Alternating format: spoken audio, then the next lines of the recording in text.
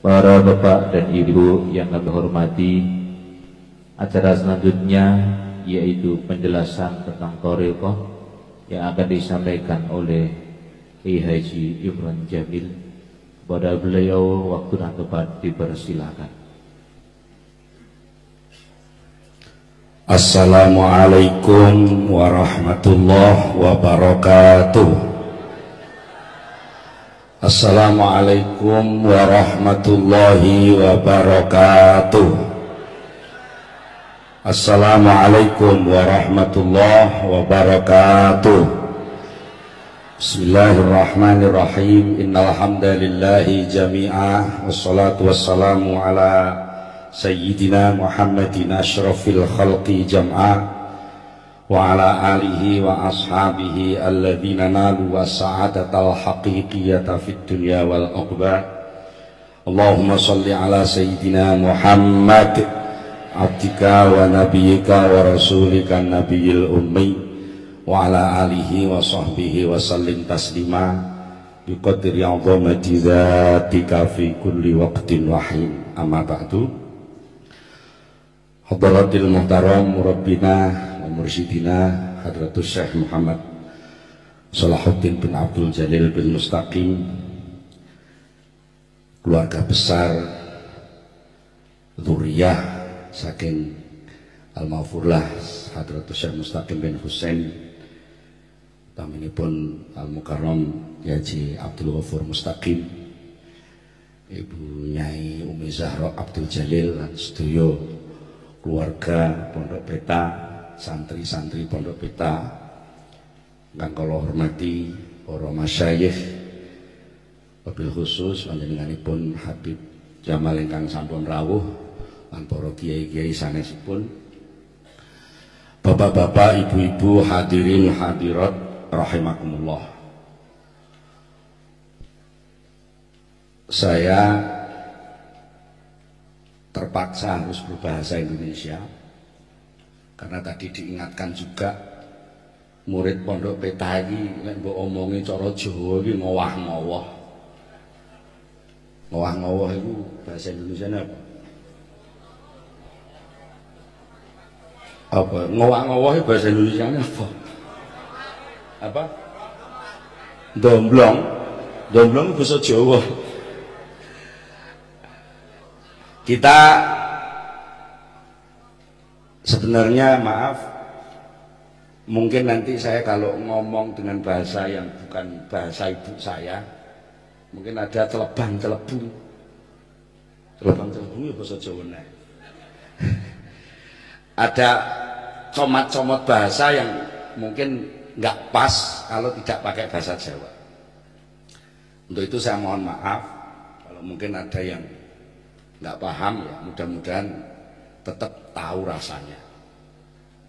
Mas yo gak roh lek iku jenenge gula, lek wis roh legine kan padha ae. Nggih. Para bapak, para ibu, para rawuh sedaya, saderenge nglajengaken pamatur, mari kita bersama-sama bertabaruk dengan membaca suratul Fatihah. Tabaruk tawasul kepada Nabi kita, Nabi Agung Muhammad sallallahu alaihi wasallam, kepada para keluarganya, sahabatnya, para tabi'in dan tabi'inat tabi'in bi ihsanin ila yaumiddin, juga kepada para penerusnya, para aulia, syuhada, sholihin, siddiqin, para wali dan semua ahli silsilah thariqah al-mu'tabarah, wabil khusus Al-Maghfurlah Simbah Kiai Mustaqim bin Husain, Al-Maghfurlah Simbah Kiai Abdul Jalil bin Mustaqim, dan semua yang telah terkait, terhubung, terangkum, katut menjadi keluarga, persaudaraan, silaturahmi lahir batin yang semuanya mudah-mudahan dan insya Allah kita akan tersambungkan juga kepada rahmat agung Nabi kita, Nabi Agung Muhammad sallallahu alaihi wasallam. Al-Fatihah. A'udzubillahi minasyaitonirrajim. Bismillahirrahmanirrahim. Alhamdulillahirabbil alamin arrahmanir rahim maliki yaumiddin. Iyyaka na'budu wa iyyaka nasta'in ihdinas shiratal mustaqim shiratal ladzina an'amta 'alaihim ghairil maghdubi 'alaihim waladdallin. Amin. Di pertemuan sekian banyak orang Islam, orang mukmin. Ini termasuk salah satu maqam mustajab. Suasana, situasi, kondisi yang dijanjikan oleh Rasulullah merupakan di mana para malaikat datang mengepung majelis ini. Allah menurunkan rahmat, menurunkan sakinah dan ijabah. Karena itu mari kita membaca suratul Fatihah sekali lagi, memohon kepada Allah Subhanahu wa taala, mendoakan bapak ibu kita, mbah-mbah kita, guru-guru kita semua, para pejuang agama, pejuang negara, utamanya para ahli silsilah yang telah merakit, mengkaitkan kita dengan ajaran-ajaran beliau-beliau itu sampai kepada Rasulullah. Kita mohonkan semoga senantiasa diridhoi oleh Allah Subhanahu wa taala. Juga mendoakan saudara-saudara kita yang sedang sakit, mudah-mudahan lekas sembuh. Yang sakit hati diobati oleh Allah Subhanahu wa taala menjadi hati yang baik. Yang sedang menghadapi masalah, kesulitan, kerepotan, kesusahan, mudah-mudahan segera mendapatkan jalan keluar, kemudahan dari Allah Ta'ala. Yang sedang mengalami beban-beban kehidupan, mudah-mudahan diringankan oleh Allah Subhanahu wa taala. Yang sedang mencari ilmu, mendapatkan ilmu yang manfaat, barokah fid dunya wal akhirah.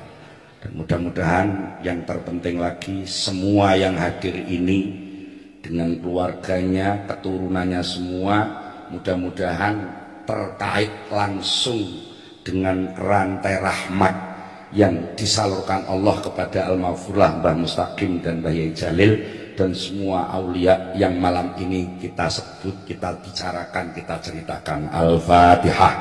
A'udzubillahi minasyaitonirrajim. Bismillahirrahmanirrahim. Alhamdulillahirabbil alamin. Arrahmanirrahim. Maliki yaumiddin. Iyyaka na'budu wa iyyaka nasta'in. Ihdinas shiratal mustaqim. Shiratal ladzina an'amta 'alaihim ghairil maghdubi 'alaihim waladdallin. Amin. Bapak-bapak, ibu-ibu yang saya hormati, thariqah, kalau disebut dengan bahasa Arab thariqah, itu ada kesan seakan-akan sebuah sekte, sebuah aliran yang sebenarnya itu hanya peristilahan saja. Akan tetapi thariqah khususnya untuk masyarakat Islam yang khususnya lagi yang mengikuti Pondok Peta ini, hendaknya mengetahui, memaknai thariqah itu bukan sesuatu yang sakral. Thariqah itu bukan sesuatu yang keramat, tapi thariqah itu metodologi, sistem, cara yang diijtihadi oleh seorang guru mursyid untuk membimbing murid-muridnya agar mudah mengingat lalu menirukan sunnah Rasulullah Sallallahu Alaihi Wasallam. Allahumma sholli ala Muhammad. Derakan sukun kendur Gus. Iku lek sareng biasane nderek kula Imron Jamil niku Saifullah Yusuf niku biasanya digandeng Saiful Jamil. Jawa wau ngoten. Sering keliru protokolnya Saiful Jamil. Nggih.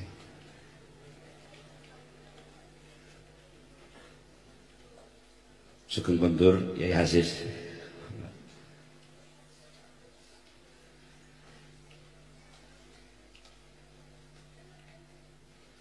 Kita teruskan bahwa apa thariqah itu? Thariqah itu sebuah sistem pengajaran yang dilakukan oleh seorang mursyid, seorang guru kepada muridnya untuk selalu mengingat Allah Subhanahu wa taala dan lalu tumbuh akhlak sesuai yang dicontohkan oleh Rasulullah sallallahu alaihi wasallam. Jadi thariqah itu proses bahasa Jawane penggula wentahan. Ya aneh to. Gula wentah itu bahasa Indonesia apa? Ya tunggale ngono kuwi. Proses untuk meningkatkan mutu kemanusiaan, mutu kebasyariahan yang apabila itu tidak diproses maka karakter kemanusiaan itu akan melorotkan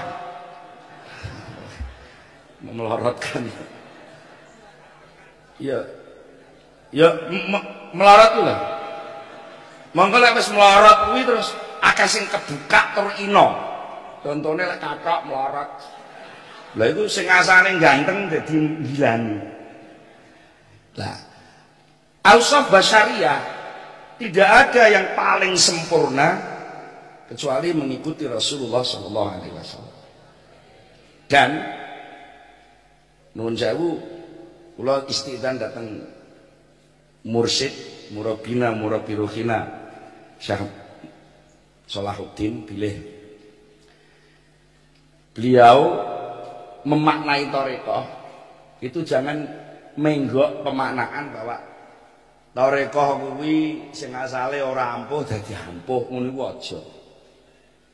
Thariqah kuwi sing asale bangkrut terus lek ngamale thariqah terus dadak sugih ngono kuwi salah paham. Thariqah kuwi ben mandi dongane ngono kuwi ya ora bener. Thariqah kuwi proses pelatihan diri untuk nek digawe bahasa Arab wafaan li huquqir rububiyah wa qiyaman bi muqtadal ubudiyah. Pun paham? Sudah paham? Enggak kok mantrok-mantrok. Wafaan bi huquqir rububiyah itu artinya diterjemah agak cepat aja, biarkan yang menjadi Tuhan itu Allah saja. Yang bukan Allah nggak usah melok-melok jadi Tuhan. Apa toh melok-melok?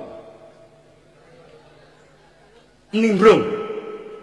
Jangan nimbrung, nyelonong, mengambil keputusan. Nah inilah yang di dalam tema malam ini di sini ditulis saling mengoreksi, saling introspeksi. Kita akui atau tidak kita akui, kita itu sudah melakukan keislaman, nyatane wis maca syahadat, sudah sholat, sudah zakat, sudah puasa, bahkan sudah haji berkali-kali. Tetapi ternyata kita itu belum bisa mensinkronis apa kuwi? Ngelek sing serodok kutha paham, sing desit gak paham. Mensinkronis akhlaknya Rasulullah ketika menjalani Islam itu sendiri. Seakan-akan orang yang menjalani ajaran Rasulullah yang diteruskan para ulama aulia menjadi thariqah itu seakan-akan menjadi Superman yang tidak pernah sedih, nggak pernah ngadepi masalah. Padahal Rasulullah mencontohkan tidak seperti itu. Rasulullah itu juga pernah sedih. Rasulullah juga sudah pernah ngadepi masalah. Perang juga pernah kalah. Beliau juga maaf dibandemi waktu ya gocet metu dalai. Maaf lah digawe jujukan ngomong. Jujukan ngomong ini bahasa Indonesia ini pendek kata. Pendek kata Rasulullah itu menungso biasa. Dan itu dikuatkan oleh ayat Al-Quran.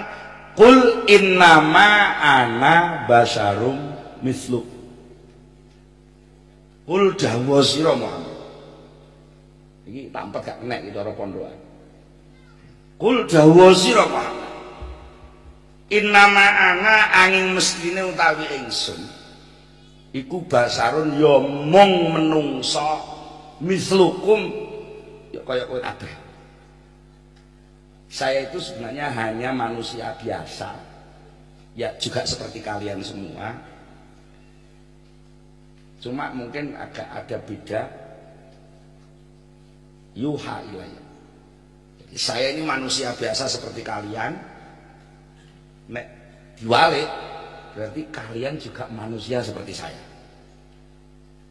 Jadi ana basarun mislukum berarti antum basarun misli. Aku ki menungso kaya kowe kabeh berarti ya menungso kaya aku. Berarti lek aku nampa wahyu sejatine kowe kabeh melok nampa. Lek aku diutus salat berarti kowe kabeh diutus salat.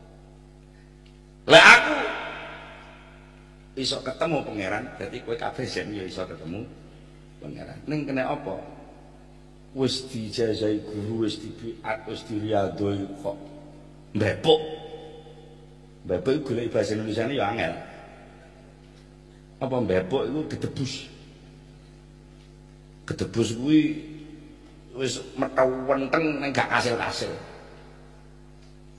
Bahasa Indonesiane sudah disulut tapi tidak bisa menyala. Sudah disiram tapi tidak bisa basah. Sudah dilatih tapi nggak bisa bergerak. Sudah diajar tapi nggak paham-paham.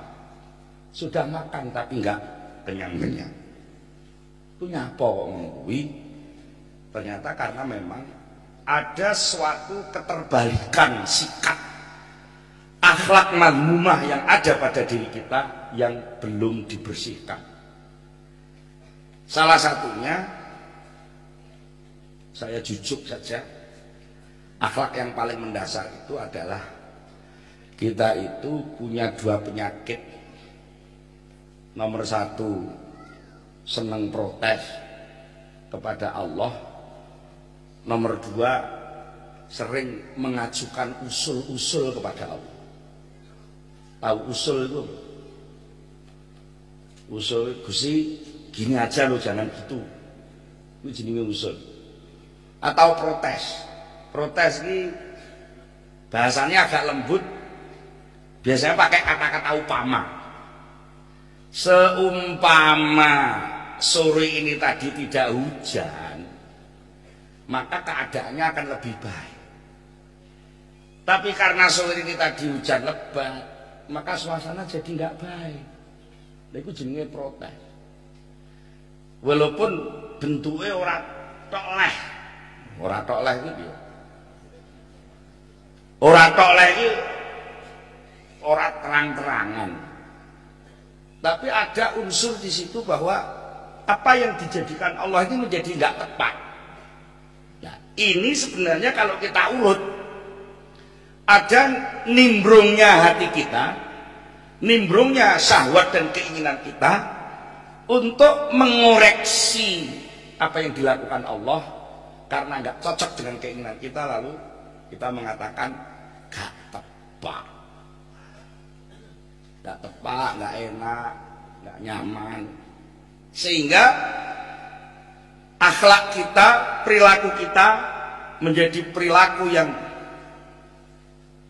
intimasul basirah, perilaku sing walik grimpian, mata hati kita menjadi buta. Intimas itu piye ya? Intimas itu melek ning ora ketok itu piye jenenge? Ini sebenarnya nggak memejamkan mata, tapi apa yang ada dia nggak bisa lihat. Ya buta gitu aja ya. Tapi lek buta itu mana kok? Bahasa Jawa itu pengen sing bahasa Indonesia. Piye intimas itu seperti itu. Artinya apa? Coba sampan rasakan selama ini. Sampan rasakan selama ini. Saya mau mencoba nanya. Tolong sampan jawab yang jujur.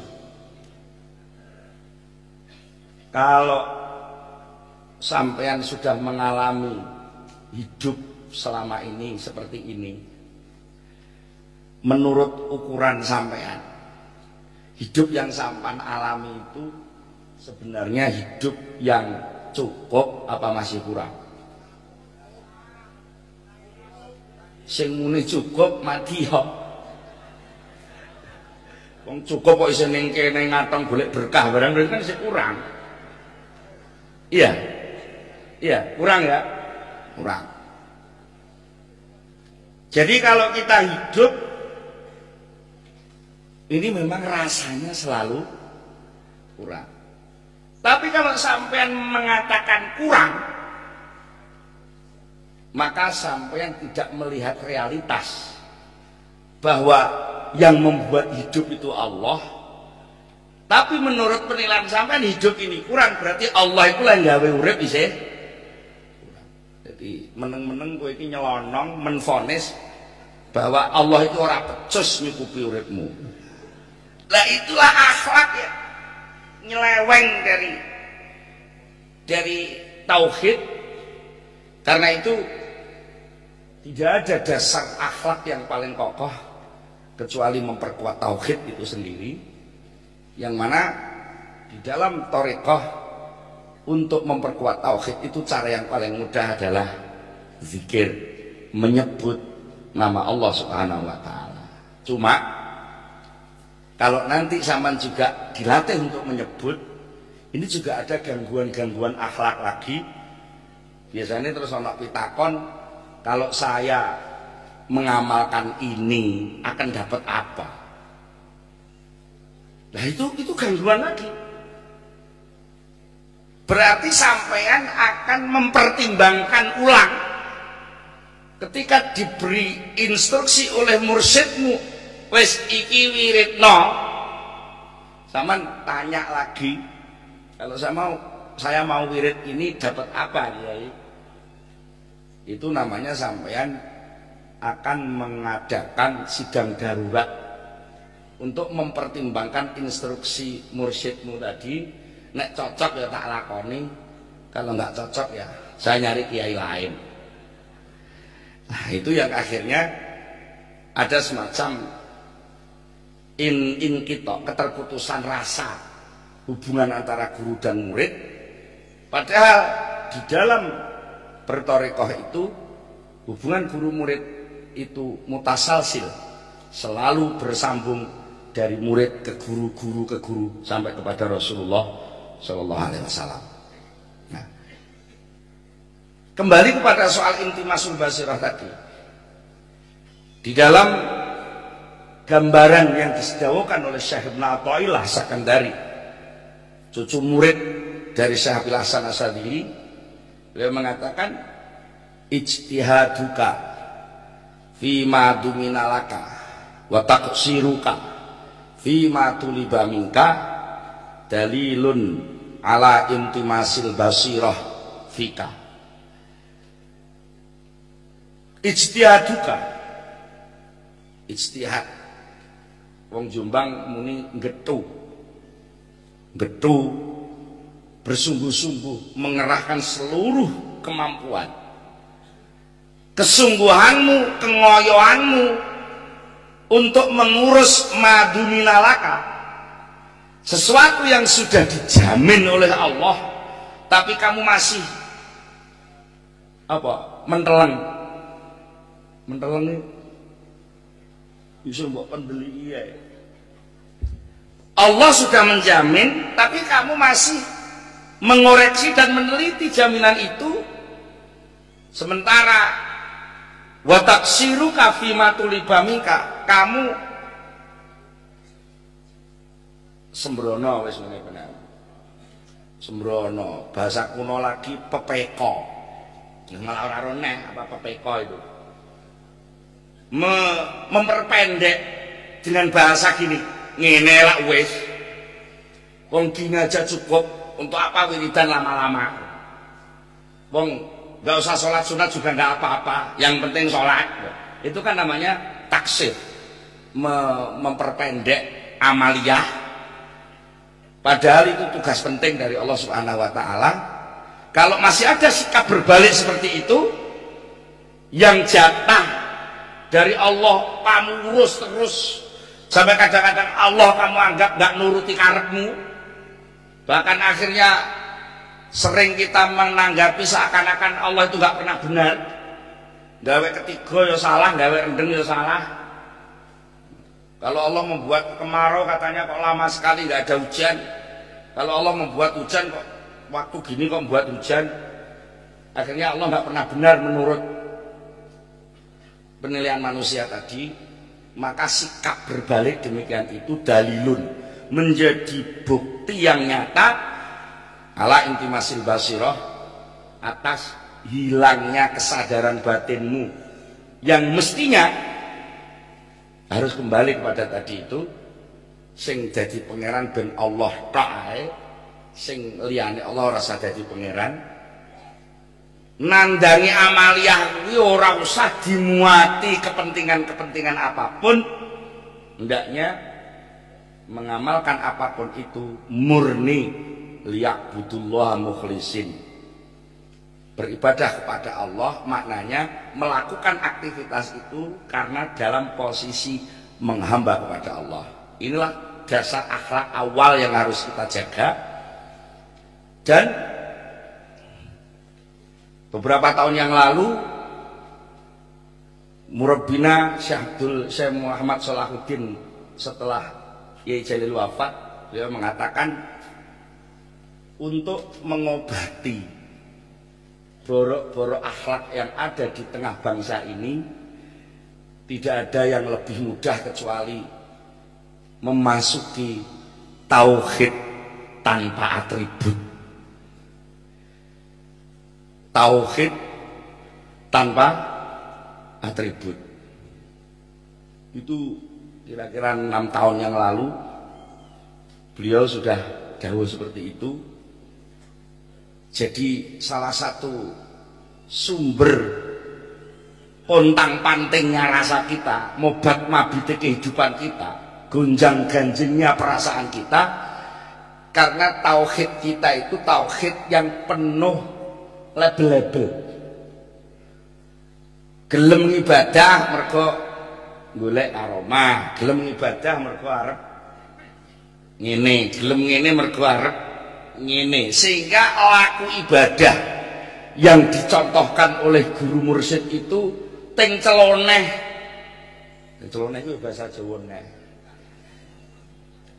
Teng celoneh itu banyak coretan, sehingga nilai-nilai ibadah amaliyah yang kita lakukan itu sing mestinya itu liya'budullah mukhlisin berubah menjadi selonongan.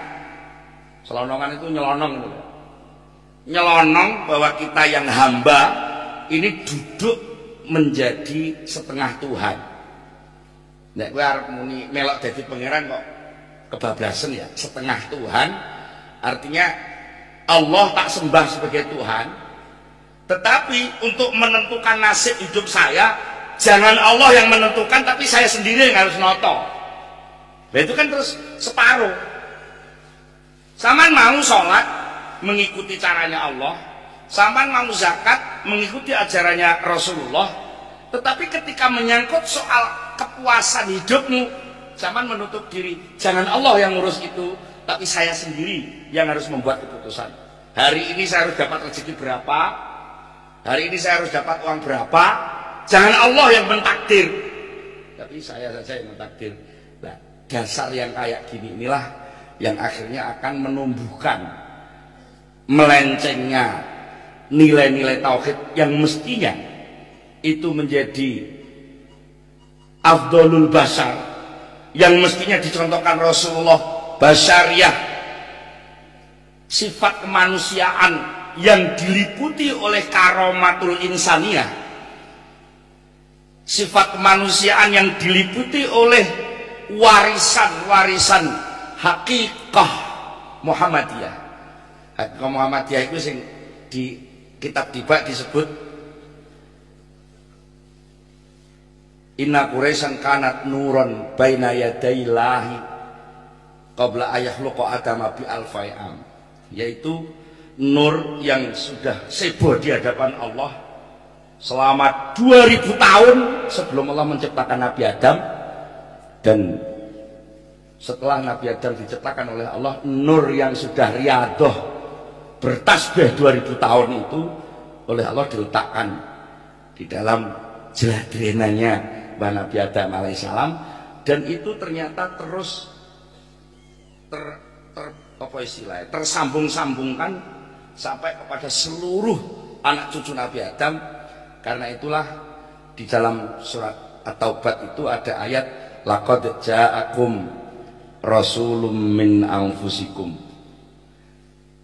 Jadi kalau Salahuddin menginstruksikan kita disuruh riyadhah laqad ja'akum rasulun min anfusikum, itu sebenarnya dalam rangka untuk mengakses nur Muhammad yang sudah bertasbih 2000 tahun itu, yang oleh Allah dimasukkan dalam jeladrenanya Nabi Adam, lalu turun temurun, nyambung menyambung, berantai sampai kepada kita, dan itu harus diolah lagi, diperbesar lagi dengan cara teknik yang terus berkembang, mulai dari Nabi Adam, terus Nabi Nuh, terus sampai kepada Nabi Agung Muhammad SAW, sampai kepada para sahabat tabi'in, dan seterusnya sampai sekarang. Selalu ada pembaruan-pembaruan yang memudahkan mengingat, menyambungkan diri kepada Allah Subhanahu wa Ta'ala, yang mana sebenarnya semuanya ini sudah selesai, diselesaikan oleh Allah Subhanahu wa Ta'ala, dan Rasulullah SAW menghadapi ini semua dicontohkan dengan cara yang sangat-sangat wajar.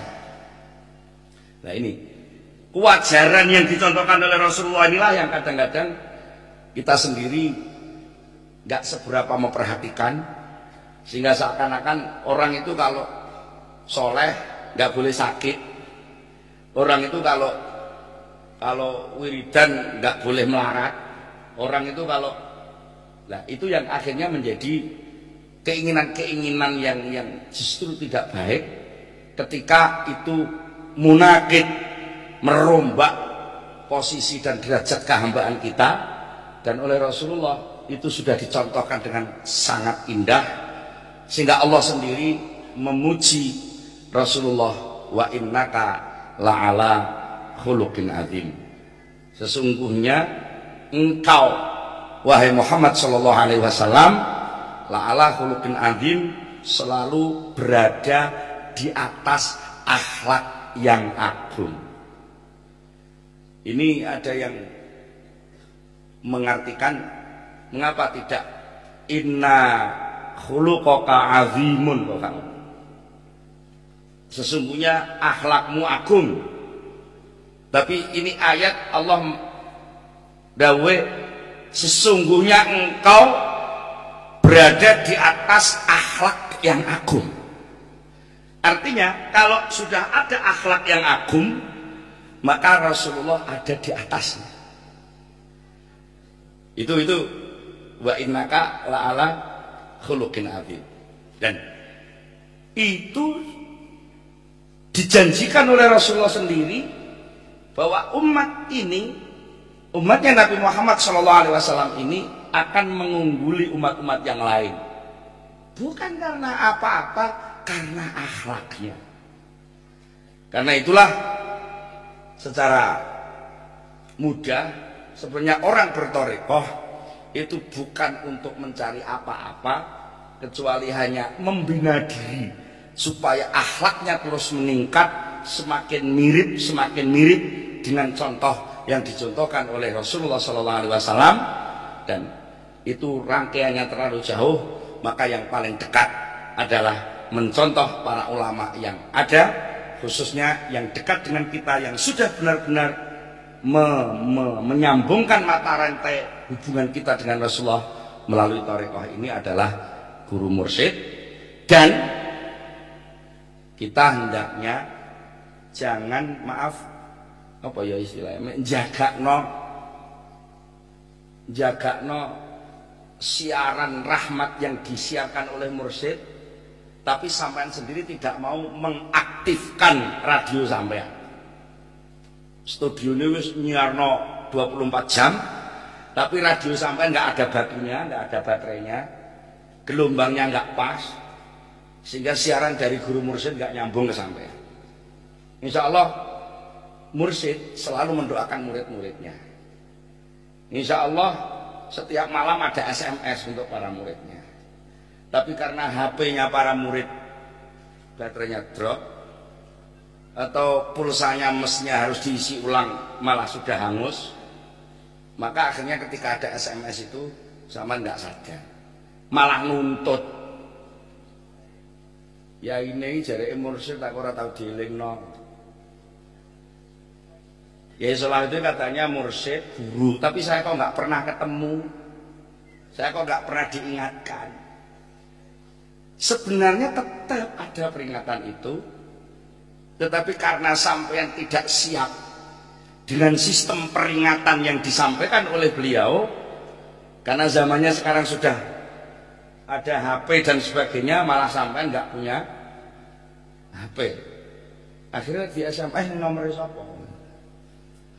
Ada yang punya nomor wong wis melok BA, tapi nomor itu nggak pernah aktif. Jadi yo aktif, tapi baterainya ngedrop. Jadi yo gak ngedrop, tapi adoh teko tower, sehingga saluran siaran rahmat itu tidak bisa sambung kepada kita semua. Karena itulah di pelajaran Thariqah yang dipelajari di dalam, diajarkan di Pondok Peta ini, kita selalu diajari, diminta, didorong untuk menjadi tauladan terbaik di lingkungannya masing-masing, sehingga demikian akan tumbuh semacam daya tangkap siaran yang disiarkan oleh guru mursyid, yang itu bahannya dari gurunya, gurunya dari gurunya, sampai dari Rasulullah Shallallahu Alaihi Wasallam. Mudah-mudahan kita semua senantiasa diberi pertolongan oleh Allah untuk terus meningkatkan akhlak kita dengan mengamalkan thariqah ini, dan mudah-mudahan kita benar-benar selalu terkait, tersambungkan dengan nurun nubuah, cahaya kenabian yang disalurkan oleh para mursyid di silsilah kita. Saya kira cukup sekian, kurang lebihnya saya mohon maaf. Akhirul kalam, wassalamualaikum warahmatullahi wabarakatuh.